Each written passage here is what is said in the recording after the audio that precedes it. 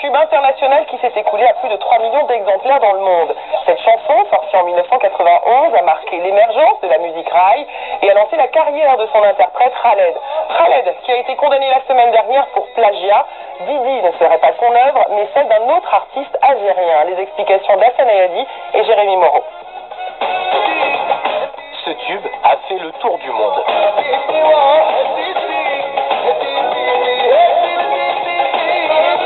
Didi, le plus gros succès international de Khaled. 18 ans après sa sortie en 1992, le chanteur algérien reprenait même son titre phare en ouverture de la Coupe du Monde de football 2010 devant des milliards de téléspectateurs.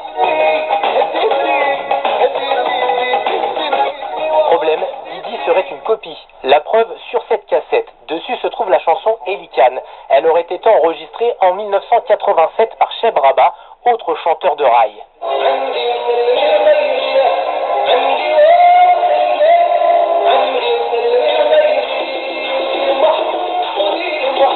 Le tribunal de Paris a jugé qu'il y avait des ressemblances entre les deux titres et a condamné Khaled pour plagiat. La tristesse de Cheb Rabat, c'est d'avoir été privé du bénéfice du succès de cette musique.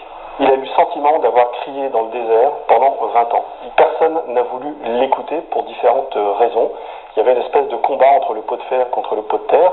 Le roi du raï a fait appel de cette condamnation. Pour son avocate, le plagiat n'est pas clairement prouvé. Le juge s'est appuyé sur des indices, mais en matière de contrefaçon, il faut des certitudes. Et la réalité de l'existence de la chanson Elikan n'a pas été prouvée à l'audience.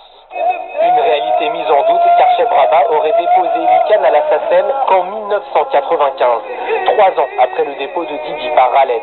Si le jugement est confirmé, le roi du raï versera 200 000 € à Cheb Rabat pour des préjudices moraux et surtout, il reversera l'intégralité des droits d'auteur qu'il a gagnés depuis 2003 grâce à cette chanson, une fortune.